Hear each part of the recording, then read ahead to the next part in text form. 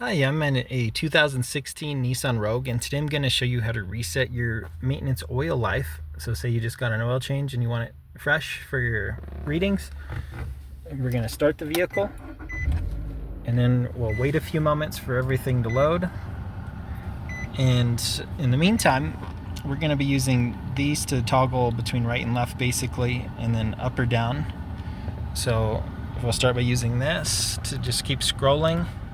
So you get to this screen, say you go past it, you just go the other way. All right, and then we're gonna push this down to scroll down till we get to maintenance, at which point we push this in for enter. So enter, and then oil and filter, we'll push enter again. And then here, right now it's set, so it just won't keep track of it. But so you push enter again, and then you'll just switch this to however often you want it to remind you. Typically like 3,000 to 4,000 miles is what people go for. And then you would just push enter again, and it saves whichever you had. And then you can also, same thing, reset, and all these I'm just scrolling and pushing enter. This would just reset it. Yes.